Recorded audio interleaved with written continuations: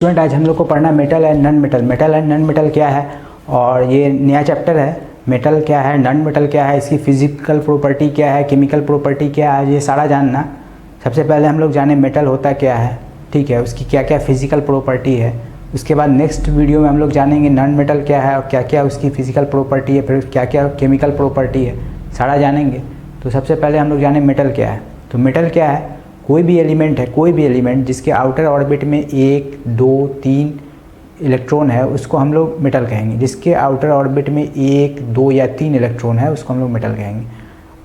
कोई भी एलिमेंट है जिसके आउटर ऑर्बिट में 1, 2 या 3 इलेक्ट्रॉन है उसको हम लोग मेटल कहेंगे, ठीक है।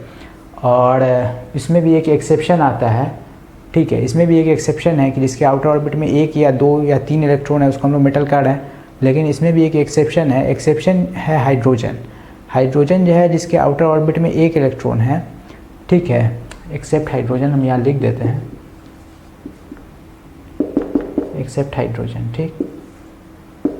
तो हाइड्रोजन जो है जिसके आउटर ऑर्बिट में 1 इलेक्ट्रॉन है, लेकिन ये जो है ये नॉन मेटल में आता है, ये इसमें मेटल में नहीं आता है, ठीक है। उसके बाद हम लोग देखें कि जितना भी एलिमेंट है जिसके आउटर ऑर्बिट में 1 है, 2 है या 3 इलेक्ट्रॉन है वो अब अनस्टेबल होता है, ठीक है। 1 है, 2 है, 3 है या 4 भी जिसको कहें अनस्टेबल।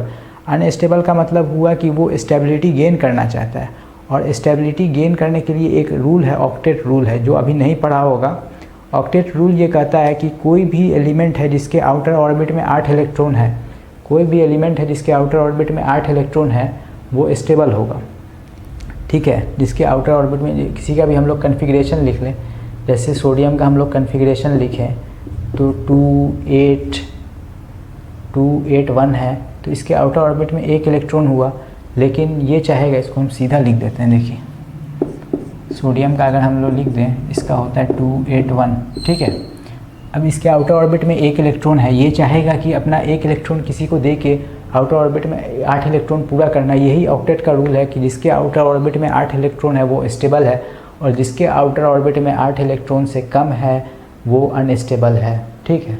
8 इलेक्ट्रॉन से खैर ज़्यादा अभी तो नहीं होगा, लेकिन होगा, 8 इलेक्ट्रॉन से ज़्यादा भी हो, ठीक है। जिसके आउटर ऑर्बिट में 8 इलेक्ट्रॉन नहीं है वो अनस्टेबल है, ठीक है। उसके बाद जिसके आउटर ऑर्बिट में 8 इलेक्ट्रॉन नहीं है तो वो क्या करेगा कि अपना इलेक्ट्रॉन लॉस करेगा और या इलेक्ट्रॉन गेन भी करेगा आउटर ऑर्बिट में 8 इलेक्ट्रॉन कंप्लीट करने के लिए, ठीक है। और उसके बाद जितना भी मेटल है पीरियोडिक टेबल में देखा होगा, जितना भी मेटल है वो पीरियोडिक टेबल में लेफ़्ट हैंड साइड में है। राइट हैंड साइड में नोबल गैस है, इधर नॉन मेटल जिसके आउटर ऑर्बिट में 7 इलेक्ट्रॉन, उसके बाद 6 इलेक्ट्रॉन।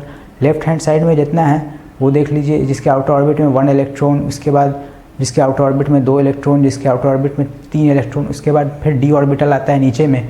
डी ऑर्बिटल के भी आउटर ऑर्बिट में, डी ऑर्बिटल भी सारा मेटल में ही आता है। उसके बाद जितना लेंथेनॉइड आता है वो भी अपना मेटल में ही आता है। अब इसके हम लोग पढ़ें इसके फिज़िकल प्रॉपर्टी के बारे में। तो फिज़िकल प्रॉपर्टी क्या है, मेटल जो है, मेटल जितना भी मेटल है वो सारा का सारा रूम टेम्परेचर पे सॉलिड होता है। इसमें सिर्फ एक एक्सेप्शन है, वो है मरकरी। ये मरकरी जो है ये रूम टेम्परेचर पे, liquid at room temperature, liquid at room temperature, ये रूम टेम्परेचर पे लिक्विड होता है, बाकी सारा का सारा जो है वो सॉलिड होता है, ठीक है। उसके बाद आता है सीजियम और गैलियम जो है, ये भी, इसको भी हम लोग आसानी से लिक्विफाई कर सकते हैं। इसको भी अगर हम लोग किसी काम में यूज़ करें तो ये आसानी से लिक्विफाई हो जा सकता है। मान लीजिए इसको हम लोग अपने हाथ पे रखें, तो इस हाथ पे रखने से क्या होता है कि अपने बॉडी का जो नॉर्मल टेम्परेचर है वो अप्रॉक्स 37 डिग्री के आसपास है। तो अगर इसको अपने हाथ पे रखें तो ये रूम टेम्परेचर जो होता है वो तो 25 डिग्री सी होता है, ठीक है ना। रूम टेम्परेचर जो है वो अप्रॉक्स 25, रूम टेम्परेचर 25 ही होता है। बॉडी का जो नॉर्मल टेम्परेचर है वो अप्रॉक्स 37 डिग्री सी होता है। तो अगर इसको हम लोग अपने हाथ पे रखें तो ये भी मेल्ट करने लगेगा, ठीक है ना। ये मेल्ट करने लगेगा जब इसको अपने हाथ पे रखेंगे, क्योंकि अपने बॉडी का नॉर्मल टेम्परेचर जो है वो 37 डिग्री सी होता है, और ये रूम टेम्परेचर पे ये सॉलिड फॉर्म में होता है। लेकिन जब ये 25 डिग्री से कम हो जाएगा, मतलब 25 डिग्री सी से ज़्यादा हो जाएगा, मीन्स 37 डिग्री सी हो जाएगा, तब तो ये मेल्ट कर सकता है, ठीक है। उसके बाद मेटल जो होता है, जितना मेटल होता है वो हार्ड होता है। मेटल जो है वो जनरली हार्ड होता है, लेकिन इसमें भी एक्सेप्शन आता है। सोडियम और पोटेशियम जो है ये जो है हार्ड नहीं होता है, इसको हम लोग थ्रू नाइफ कट कर सकते हैं। ये क्वेश्चन आया हुआ है, ये CBSE में क्वेश्चन आया हुआ है ये। उसके बाद जो है जितना भी मेटल है उसका मेल्टिंग और बॉइलिंग पॉइंट हाई होता है, और इसमें टंगस्टन है, इसका हाईएस्ट मेल्टिंग पॉइंट होता है।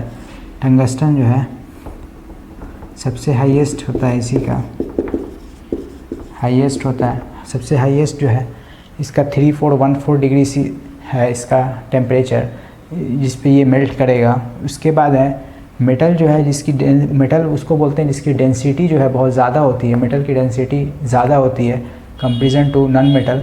तो मेटल में भी मैक्सिमम डेंसिटी जो है वो ऑस्मियम की होगी 22.59 ग्राम पर सेंटीमीटर क्यूब। डेंसिटी का भी फार्मूला होता है मास बाई वॉल्यूम, ठीक है ना, इसलिए यहाँ लिखे हैं ग्राम पर सेंटीमीटर क्यूब, ये इसकी SI यूनिट है। कंडक्टिविटी ऑफ मेटल क्या है? तो कंडक्टिविटी ऑफ मेटल ये कहता है कि जितना भी मेटल है वो गुड कंडक्टर है हीट और इलेक्ट्रिसिटी का। तो ये गुड कंडक्टर कैसे है? कोई भी मेटल जो है जिसके आउटर ऑर्बिट में हम लोग जानते हैं 1, 2 या 3 इलेक्ट्रॉन है, ठीक है, वो 1, 2 और 3 इलेक्ट्रॉन जो उसका फ्री इलेक्ट्रॉन, उसको हम लोग उसका फ्री इलेक्ट्रॉन या उसका मोबाइल इलेक्ट्रॉन भी कह सकते हैं। उसका जो फ्री इलेक्ट्रॉन है उसको कहते भी हैं, कह सकते नहीं, कहते भी हैं।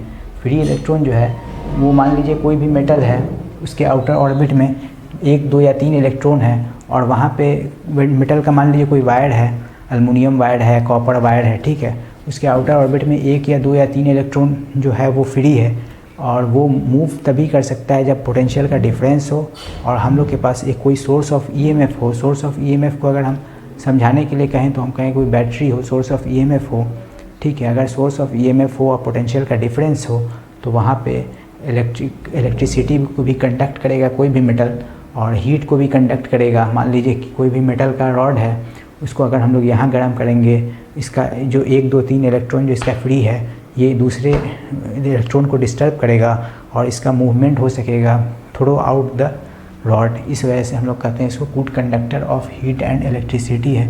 लेकिन इसमें भी बेस्ट कंडक्टर जो है वो है सिल्वर है, कॉपर है, एल्युमिनियम है, और जो पुअर कंडक्टर है वो है मरकरी है, लेड है, ठीक है। उसके बाद मेटालिक लस्टर क्या है? लस्टर मीन्स होता है शाइनी। तो मेटालिक लस्टर जो है जब भी किसी मेटल के सरफेस पे हम लोग लाइट डालेंगे यानी फोटोन डालते हैं तो उसका जो है क्या कहते हैं, उससे जो रेडिएशन एमिट होता है, लाइट जब डालेंगे तो लाइट का सबसे छोटा पार्टिकल जो फोटोन है वो उससे टकराएगा और उससे जो वो रेडिएशन एमिट करेगा उसी के वजह से हम लोग को वो थोड़ा शाइनी दिखाई देता है, मतलब थोड़ा चमकीला दिखाई देता है। पहले ज़माने में लोग कहता था कि मेटल जो है वो जो भी चीज़ चमकती है उसको मेटल कहता था। उसके बाद मेलिएबल एंड डक्टाइल नेचर का होता है, जितना भी मेटल है वो मेलिएबल एंड डक्टाइल नेचर का होता है। मेलिएबल एंड डक्टाइल नेचर क्या है कि मेलिएबल मतलब हुआ कि अगर उसको हम लोग हथौड़ी से ठोक ठाक के अगर हम लोग शीट बना सकें, और डक्टाइल मतलब हुआ इसको हम लोग वायर के फॉर्म में कन्वर्ट कर सकें, ठीक है। इसमें मोस्ट मेलिएबल एंड डक्टाइल जो है वो सिल्वर है और गोल्ड है।